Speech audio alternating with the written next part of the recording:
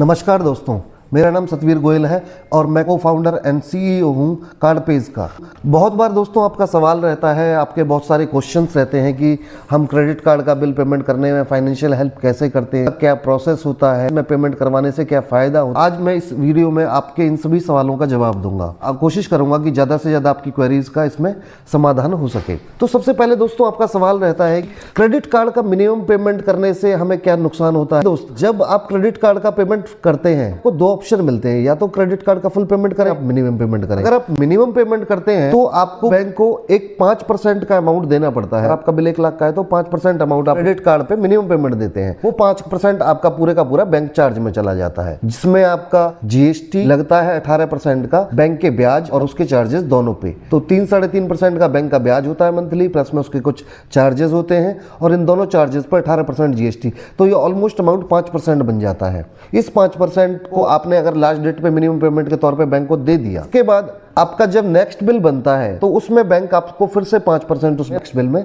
जोड़ के दे देता है। तो यानी कि आपका 5% वो जो आपने लास्ट डेट पे दिया, 5% वो जो आपके अगले बिल में जुड़ गया, जो कि आपको देना अगले बिल में है नेक्स्ट मंथ में, लेकिन लग किस वजह से गया, क्योंकि आज आपने मिनिमम पेमेंट की है। तो इससे आपका 5 + 5 10% का नुकसान हो। दूसरा आपका नुकसान क्या होता है, आपका सिविल स्कोर खराब होता है। वो क्यों? क्योंकि आपने बैंक के चार्जेस दिए हैं जबकि आपको देनी थी आपकी बिल की पेमेंट। तो इससे आपका सिविल स्कोर खराब होता है और बहुत से लोगों को आपको पता भी होगा इस चीज के बारे में, क्योंकि जो लोग लंबे टाइम से मिनिमम पेमेंट करते चले आ रहे हैं उनका सिविल स्कोर ऑलरेडी डाउन हो चुका है। इसके अलावा तीसरा नुकसान क्या होता है? तीसरा नुकसान ये होता है कि अगर आप मिनिमम पेमेंट करते हैं अपने कार्ड की तो बैंक आपके बिलिंग अमाउंट का ईएमआई का ऑप्शन भी आपको नहीं देता है, क्योंकि बैंक जो करता है वो आपके अनबिल्ड अमाउंट को या अनबिल्ड ट्रांजैक्शंस का ईएमआई कन्वर्ट करता है। लेकिन अगर उसका बिल जनरेट हो जाए तो बैंक फिर उसकी ईएमआई एक्सेप्ट नहीं करता। चौथा इसमें क्या नुकसान होता है? चौथा नुकसान यह है कि अगर बाई चांस अगर आप अपने क्रेडिट कार्ड का मिनिमम पेमेंट भी किसी वजह से नहीं कर पाए तो उसमें जो 5% का आप मिनिमम पेमेंट देते हैं वो तो देना ही पड़ेगा। इसके अलावा एक लेट फीस, एक लेट पेनल्टी और लग जाएगी आपके पास। दूसरा, आपको इतने बैंक कॉल्स आएंगे वो सब आप जानते हो। पांचवा नुकसान आपका ये है, बेसिकली जैसे आपका सिविल स्कोर ही डाउन हो गया तो आप कितना भी कोशिश कर लीजिए, जब तक आप अपना सिविल स्कोर सही नहीं करेंगे तब तक आपको बैंक से कोई लोन भी नहीं मिलेगा। ना आप कार ले सकते हैं, ना आप होम लोन ले सकते हैं, ना आप पर्सनल लोन ले सकते हैं, आपको किसी भी प्रकार का लोन नहीं मिलेगा बैंक। तो ये हो गई क्रेडिट कार्ड की मिनिमम पेमेंट करने से होने वाले नुकसान।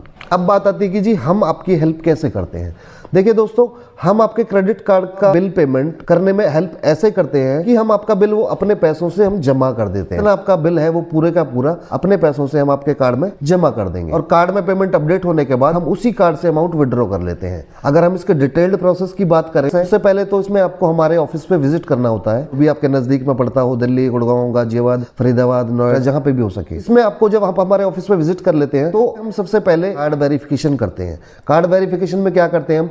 सबसे पहले तो हम ये देखते हैं कि जो कार्ड है वो आपका ही है या नहीं है। तो इसके लिए आपकी केवाईसी भी चाहिए होती है हमें, कि जो कार्ड है वो आपसे रिलेट करता है। उसके बाद हम कार्ड में ये देखते हैं कि आपका कार्ड एक्टिव है, टेम्परेरी ब्लॉक है या ब्लॉक है। अगर मान लिया आपका कार्ड ब्लॉक होगा या टेम्परेरी ब्लॉक होगा तो जो हम उसमें पेमेंट करेंगे वो स्टक हो जाएगा। तो हम पहले ये वेरीफाई कर लेते हैं कि आपका कार्ड एक्टिव हो। कार्ड वेरीफाई करने के बाद थर्ड स्टेप आता है हमारा इसमें, आपके कार्ड का बिल पेमेंट करना।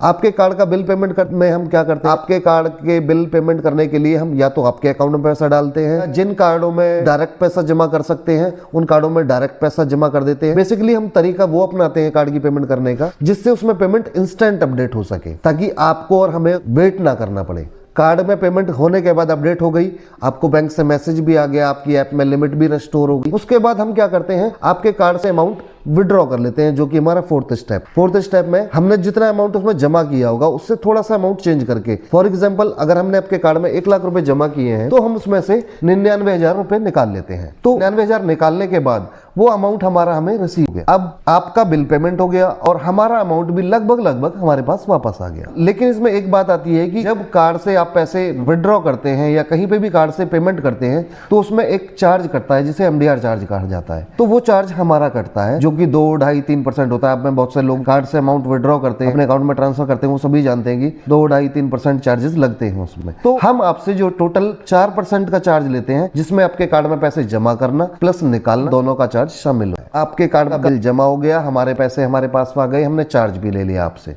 Process complete. अब आप जानना चाहेंगे कि भाई इससे क्या फायदा हुआ। बहुत से लोग कई बार मुझसे सवाल करते हैं, सर आपने मेरे कार्ड का बिल जमा किया फिर निकाल लिया तो इससे फर्क क्या पड़ा, मेरा बिल तो नेक्स्ट मंथ फिर बन जाएगा। देखिए कार्ड आपने यूज किया है तो पेमेंट तो आपको ही करनी होगी। जब तक आप अपने पैसों से पेमेंट नहीं करेंगे तब तक पेमेंट उसकी खत्म नहीं होगी। हम क्या करते हैं, आपके जो बैंक से 10% तक का आपको जो चार्ज लगता है वो हम चार्ज आपका बचा देते हैं। वो 10% की बजाय 4% में आपका काम हो जाता है। दूसरा, आपका सिविल स्कोर खराब होने की बजाय बेहतर होता है क्योंकि अब आपके कार्ड की पेमेंट पूरी हो रही है और टाइम पे हो रही है। तीसरा, आप अगर चाहें जो हमने ट्रांजैक्शन विड्रॉ की है आप उसको ईएमआई में कन्वर्ट कर सकते हैं। बैंक में फोन करके ऐप के माध्यम से आप ईएमआई में कन्वर्ट करवा सकते हैं। चौथा, पेमेंट हो गई है तो बैंक से कोई कॉल नहीं आएगा आपको। उल्टा लिमिट इंक्रीज होने के चांसेस रहेंगे। बैंक 2, 4, 6 महीने बाद आपकी टाइमली पेमेंट्स हो रही हैं तो बैंक आपकी लिमिट्स बढ़ा ही देगा। जो भी हम ट्रांजेक्शन करते हैं उस पर बैंक द्वारा जो भी एप्लीकेबल रिवार्ड पॉइंट्स होंगे वो भी आपको मिलते हैं, जिन्हें आप अपने बिल में एडजस्ट करवा सकते हैं या उनसे कुछ शॉपिंग वगैरह कर सकते हैं। वो रिवार्ड पॉइंट्स आप सब लोग जानते ही हैं उनको कैसे यूज करना होता है। तो दोस्तों देखा आपने, हमारी सर्विस मिला के आपके लिए काफी यूजफुल होती हैं। इसके लिए आप हमसे जुड़ सकते हैं, हमारे नीचे दिए गए व्हाट्सएप नंबर पर संपर्क कर सकते हैं। Thanks for watching the video.